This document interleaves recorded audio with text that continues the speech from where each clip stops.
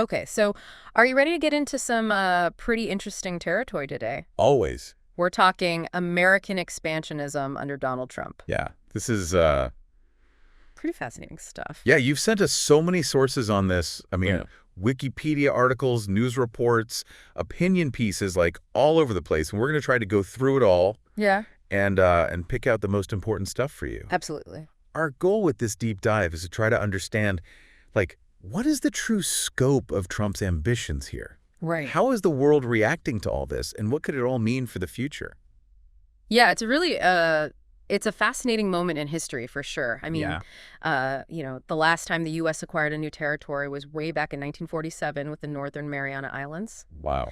And now you've got Trump openly talking about everything from Canada to Greenland to even the Gaza Strip. It's pretty wild. It really is. And it's giving some serious Manifest Destiny 2.0 vibes, don't you think? Absolutely. I mean, it's like we're going back to the 19th century. It's like Back to the Future, but in like a weird way. Yeah, exactly. And what's even more striking is that Trump is the first president to actually use that phrase in an inauguration speech. Yeah, that was What do you make of that? a really bold move. Yeah. I think he's deliberately tapping into those historical narratives to sort of bolster his agenda. Right. And, it certainly resonates with a certain segment of the population, for sure. Yeah. But it also raises some eyebrows internationally and even Yeah. domestically. For sure. For sure. And, speaking of that, you sent us some polling data on public opinion that I think is really revealing. Yeah, let's get into those polls. So one of the articles cites this YouGov poll from February 2025, and it shows that only a tiny fraction of Americans, just 4%, Wow. actually support expansion through military force. Yeah, it's a very small number. That's a very small number. Right, and while a larger chunk, about 33%, support expansion without force, Okay. a pretty significant, 48% oppose expansion altogether. Yeah. So, this suggests that Trump might be facing a bit of an uphill battle in terms of public support for these ambitions. It seems like he might be out of step with like mainstream American sentiment on this issue. It seems that way, yeah. Why do you think that is? Well, I think there could be several factors at play here. It could be rooted in economic concerns, anxieties about potential global conflicts, or even just a simple rejection of Trump's style and approach. Right. Okay, so let's get into the specifics about some of these targets. Yeah, let's do it. Canada seems to be right at the top of the list. I mean, Mhm. we're talking annexation, Wow. which Trump initially presented as a joke, but then followed up with tariff threats and even the suggestion of using economic force. What are your thoughts on that approach? I mean, framing a potential annexation as a joke is certainly an unconventional diplomatic tactic. Yeah. And following it up with economic threats is unlikely to win over many Canadians, I'll tell you that. Right. But, what's interesting is that this strategy could actually backfire if you look at the Canadian response. Yeah, you're right. We have some sources here from Canadian media outlets, and the reaction seems to be a mix of defiance and amusement, with Prime Minister Trudeau calling the idea absurd. Yeah. And there's that satirical petition circulating in Denmark calling for Denmark to buy California in response. That's right. I mean, it's hilarious. That is hilarious. But, those reactions highlight the potential unintended consequences of Trump's approach. Right. Instead of intimidating Canada, he might be inadvertently strengthening their national identity and resolve, and it could even push them closer to other allies like those in Europe who are already wary of Trump's actions. And speaking of Europe, the reaction from Denmark to Trump's interest in Greenland has been anything but amused. Yeah, they're not laughing. They've flat out said Greenland is not for sale, and they've got a lot of support from other European nations on that. Yeah, their response is interesting because it goes beyond just a simple rejection. It seems to reflect a broader anxiety about American power and intentions on the world stage. Right. France, for example, has even discussed deploying troops to Greenland if Denmark requests assistance. Wow. That's a pretty strong signal. That's a huge statement. Yeah. So we've talked about Canada, we've talked about Greenland. What about some of the other targets that are mentioned in these articles, like the Panama Canal Oh, yeah. and the Gaza Strip? These cases are intriguing because they reveal another dimension of Trump's expansionist vision. Yeah. Okay. With Panama, he's expressed concerns about Chinese influence, even suggesting the possibility of reclaiming the canal for the U.S. And in the case of Gaza, his proposal involves resettling Palestinians elsewhere and for the U.S. to take over and rebuild it as the Riviera of the Middle East. It sounds incredibly ambitious and potentially fraught with complications. It is, yeah. So what are some of the risks involved in these types of endeavors? Well, for starters, these proposals have been met with condemnation from Mexico, Panama, and many other countries. Right.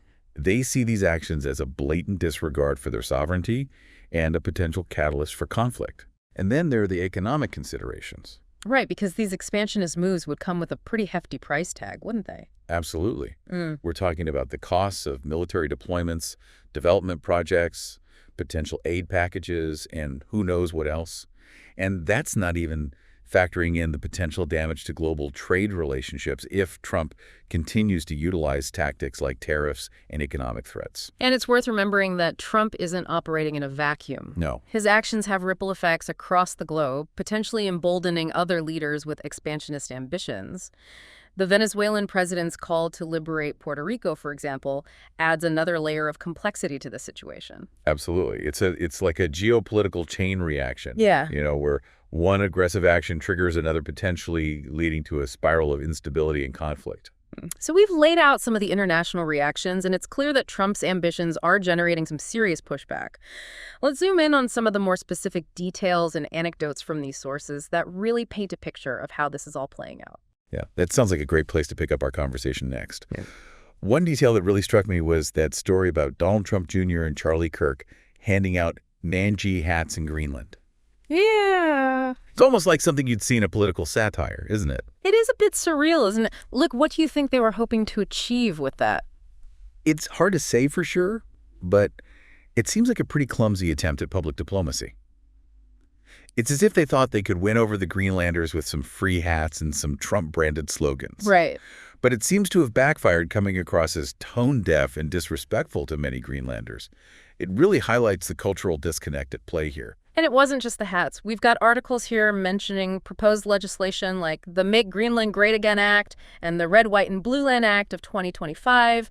I mean, those titles alone sound like they were lifted from a late-night comedy sketch. It does make you wonder if some lawmakers are taking this whole annexation idea seriously, or if it's all just political theater. Either way, it shows that Trump's rhetoric, however outlandish it might seem, can have a real impact on the political discourse, both domestically and internationally. And speaking of international reactions, one detail that really tickled me was that satirical petition circulating in Denmark calling for Denmark to buy California from the United States. That's a classic example of using humor to make a political point. Yeah. It's a way for the Danes to turn the tables on Trump, essentially saying, if you can make absurd proposals, so can we. Right. But it also reveals a sense of unease beneath the humor. It's as if they're saying, if you want to play this game of territorial acquisition, then nobody's land is safe. It's definitely a clever way to highlight the absurdity of the whole situation. But let's not forget about the more serious side of this. One detail that really stood out to me was the Venezuelan president's call to liberate Puerto Rico in response to Trump's actions. That's a really provocative move, and it underscores the potential for unintended consequences when a powerful nation starts flexing its expansionist muscles. It's like a geopolitical chain reaction where one aggressive action triggers another, potentially leading to a spiral of instability and conflict. It's a stark reminder that Trump's actions don't occur in a vacuum. They reverberate throughout the world, influencing the calculations of other leaders and shaping the global balance of power in ways that are often difficult to predict. And speaking of unpredictable, let's dive into how this is playing out with one of America's closest allies and neighbors, Canada. It's interesting to note that despite Trump's annexation talk, there's still a great deal of goodwill between the American and Canadian people. Right. I was just going to say that our sources indicate that polls consistently show that Americans and Canadians hold each other in high regard. But it does make you wonder how these recent events are affecting that relationship. Well, there's no doubt that Trump's rhetoric has strained the relationship, and his actions, particularly the imposition of tariffs, have created a sense of betrayal among many Canadians. It's one thing to joke about annexation, but when you start taking concrete actions that harm their economy, it crosses a line. Absolutely. It's like that old saying, friends don't let friends impose tariffs on each other. Well, there's no actual saying about that, but I think it should be a thing. I agree. But on a serious note, it seems like Trump's actions have inadvertently reignited a long-standing debate within Canada about their relationship with the U.S. We've got this Wikipedia article about movements for the annexation of Canada to the United States that goes into fascinating detail about various groups and historical figures who've advocated for closer ties and even outright annexation over the years. What are your thoughts on these movements? It's a really complex and nuanced history. What's interesting is that these movements have never truly gained mainstream support in Canada. They tend to attract a small but vocal minority, often those who feel alienated from the Canadian political establishment, or who believe that closer ties with the U.S. would solve their economic or social problems. But the vast majority of Canadians seem content with their current status as an independent nation. It's a testament to the strength of their national identity and their belief in their own distinct model of governance and society. But let's dive into some specifics. One group mentioned in this article is the Alberta 51 Project. They're actively advocating for the province of Alberta to join the U.S. Yeah, and their arguments are worth considering because they shed light on some of the underlying tensions within Canada. They cite things like eliminating customs barriers, having a stronger military presence, and the perceived protections of the U.S. Constitution. But what really stands out is their emphasis on economic stability through the U.S. dollar. It seems like they're drawn to the perceived strength and stability of the U.S. economy, especially given the recent trade tensions and economic uncertainty. That's a key takeaway here. Yeah. While it's important not to overstate the influence of these annexationist groups, their arguments do reflect some genuine concerns and anxieties within certain segments of the Canadian population. And it's not just fringe groups that are talking about this.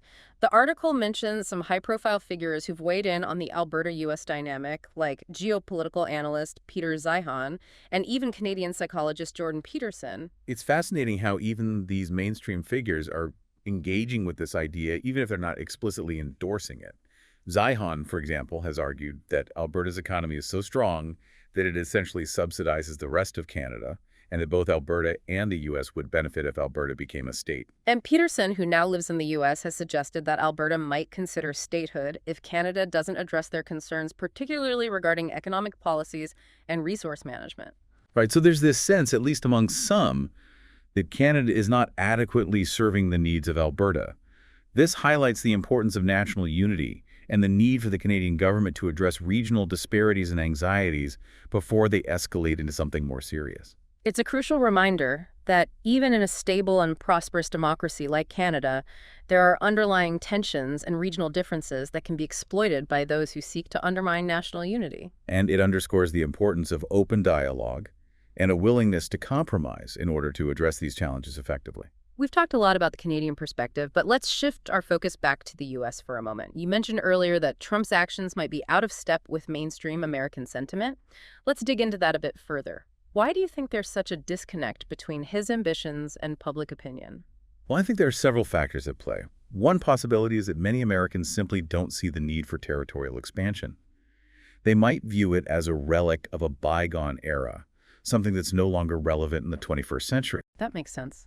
The world is a very different place than it was in the 19th century, when manifest destiny was a driving force in American foreign policy. Exactly. And in a world that's increasingly interconnected through technology, trade, and cultural exchange, the idea of forcefully acquiring territory might seem outdated and even counterproductive to many.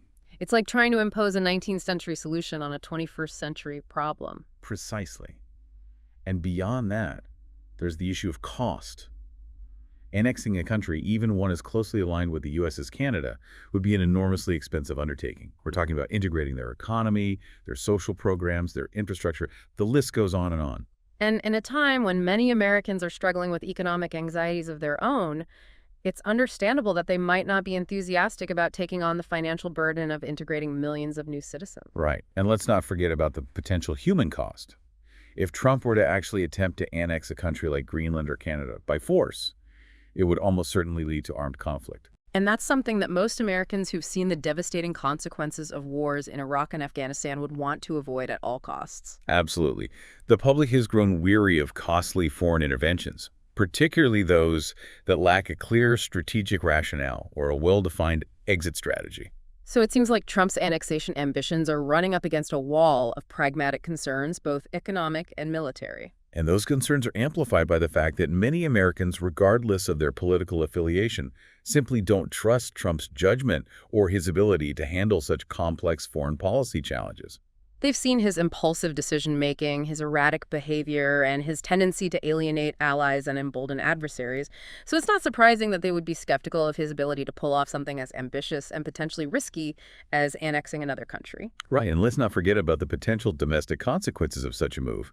Annexing a large and diverse population like Canada's would have a profound impact on American society, potentially exacerbating existing social and political divisions. It could lead to increased cultural tensions, political instability, and even violence. It's a risk that most Americans would be unwilling to take. Especially when the potential benefits are so uncertain and the potential costs so high. So it seems like Trump's expansionist vision is facing significant headwinds both domestically and internationally.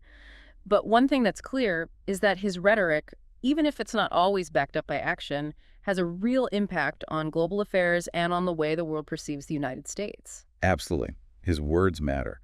They shape perceptions, influence decision-making, and create a climate of uncertainty and instability that can have far-reaching consequences. And those consequences are something we'll continue to explore as we dive deeper into the implications of American expansionism under Donald Trump. Let's shift our attention now to the international reactions to Trump's actions. We've already touched on some of the responses from countries like Denmark and Canada, but it's worth exploring these in more detail to understand the broader geopolitical context. That sounds like a great place to pick up our conversation next. What are some of the key takeaways from the global response to Trump's annexation talk? Well, one of the most striking things is just the sheer diversity of reactions. I mean, we've seen everything from outright condemnation and expressions of concern to amusement and even strategic maneuvering. It's like the world is trying to figure out how to respond to this new wave of American assertiveness, you know? Some are pushing back, some are making jokes, and some are quietly watching to see how it all plays out. Yeah, exactly. And one of the most vocal critics has been Denmark. As we discussed, they've been incredibly firm in their rejection of Trump's interest in Greenland, repeatedly stating that it's simply not for sale. And they haven't been shy about expressing their displeasure with their prime minister, even calling on Europe to stand united against Trump's actions. Right, and that's a crucial point. Denmark's response isn't just about defending their territorial integrity. It's also about pushing back against what they see as a broader threat to the international order and the norms of diplomacy. So they're drawing a line in the sand saying that this kind of behavior is unacceptable. Exactly. And they found support from other European nations who share their concerns. France, for example, has gone so far as to discuss the possibility of deploying troops to Greenland if Denmark requests assistance. Wow, that's a pretty strong signal of solidarity. It seems like Trump's actions are really pushing Europe and the U.S. further apart. Yeah, that's definitely a trend we're seeing. Trump's America First policies have already strained transatlantic relations, and his expansionist rhetoric is only exacerbating those tensions. And let's not forget about Russia. One article mentions that they're watching this situation very closely, although they haven't taken a firm stance yet. What do you make of that? Well, Russia is always a bit of a wild card in these situations. It's possible they see an opportunity to exploit the growing rift between the U.S. and its European allies. If the U.S. becomes more isolated internationally, it could create openings for Russia to assert its influence in regions like Eastern Europe and the Arctic. That's a sobering thought. It seems like Trump's actions are having ripple effects across the globe, creating unintended consequences and potentially destabilizing the international system. It's a reminder that foreign policy is a complex and interconnected web, where even seemingly isolated actions can have far-reaching implications. We've talked about Europe and Russia, but what about the reactions from Latin America, particularly from countries like Mexico and Panama? As you might expect, the response from Mexico and Panama has been overwhelmingly negative. They view Trump's annexation talk as a direct threat to their sovereignty and independence. The Mexican president has been particularly vocal, stating that Mexico is a free, sovereign, and independent country, and we will always defend that. And in Panama, there have even been street protests against Trump's suggestions. Yeah, those reactions reflect the deep historical sensitivities in the region. Latin America has a long and complicated history with U.S. interventionism, and many countries are wary of any actions that could be perceived as a return to those patterns. It's like Trump is inadvertently reopening old wounds and exacerbating historical grievances. Exactly. And that's why it's so important to be mindful of the historical context when engaging in foreign policy. Even seemingly innocuous remarks can be interpreted in very different ways, depending on the audience and their past experiences. It's a reminder that words matter, and that even casual comments from a world leader can have a profound impact on international relations. Absolutely. And in a world that's already grappling with rising nationalism, economic uncertainty, and geopolitical rivalries, those words can be incredibly destabilizing. So what does all of this mean? Where do we go from here? Well, I think the key takeaway is that Trump's expansionist ambitions are facing significant pushback from the international community. His actions are seen as a threat to global stability, and they're undermining the United States' standing in the world. It's a reminder that in an interconnected world, the actions of one nation have consequences for all. And that's why it's so important to stay engaged and informed about these developments. This has been a fascinating discussion. Thanks for joining us on this deep dive into American expansionism under Donald Trump. And as always, we encourage you to keep exploring these complex issues and to share your own insights.